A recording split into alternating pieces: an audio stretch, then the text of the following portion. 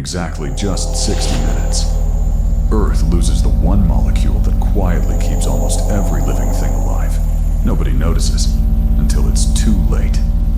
Not a war, not an asteroid, just gone for an hour. Scientists say it's physically impossible, but if it happened, right now, this second, you wouldn't feel it. And that's the most terrifying thing. Because the number we're talking about, 432 parts per million, is the highest it's been in roughly 3 million years. Every single year, since 1959, there has been more carbon dioxide in the air than the year before. Not one year has broken that streak. Not once in 400 million years has the machinery starting minutes. Somewhere, a wheat leaf is doing what it has done since plants first learned the trick. Pulling carbon dioxide in through tiny pores called stomata, splitting it apart with sunlight, building sugar out of thin air. Cut the CO₂ to zero, and that leaf doesn't slow down. It stops cold. Every plant has what scientists call a compensation rate. The CO₂ level at which photosynthesis exactly equals respiration, and net growth hits zero. For wheat, rice, and mostly trees, that's somewhere around 40 to 70 parts per million. Drop below it, and the plant isn't growing anymore. It's dying, quietly, cell by cell. But not everything dies at the same speed. Look closer, and you'll find survivors. Corn, sugarcane, the tough grasses that carpet the tropics. 20 million years ago, when carbon dioxide was crashing toward the lowest levels in Earth's history, these plants didn't wait to adapt. They evolved their own life support, an internal pump hidden in their cells that concentrates whatever scraps of carbon dioxide it can find, and forces photosynthesis to keep running on almost nothing. They are, in a very real sense, built for this exact catastrophe. For an hour, they'd barely notice. Everything else on Earth would already be running out of time.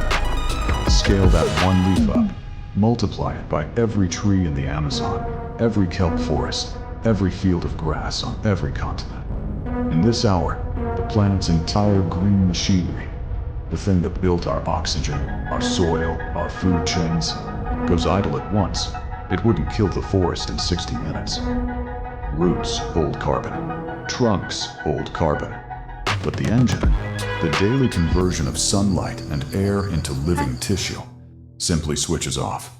And that's the question the rest of this hour forces us to sit with. If the thing feeding almost all life on Earth disappeared, even briefly, what happens to everything downstream of it? Go underwater, and the story flips.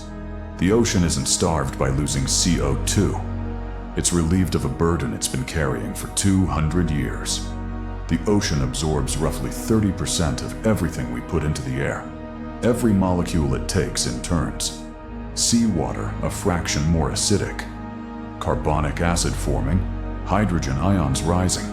Carbonate ions, the building blocks of shells and coral skeletons, becoming harder to find. Since the Industrial Revolution, average ocean pH has dropped from about 8.15 to 8.057. That sounds small. It isn't. It's roughly a 30% increase in acidity, planet-wide OBOC. For 1 hour, the ocean surface would stop absorbing new carbon, the chemistry beginning, ever so slightly, to reverse Ozontoct.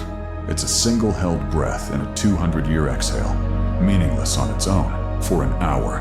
Here's the part that surprises people. For an hour, you still wouldn't feel the temperature change. CO₂ isn't a light switch, it's insulation.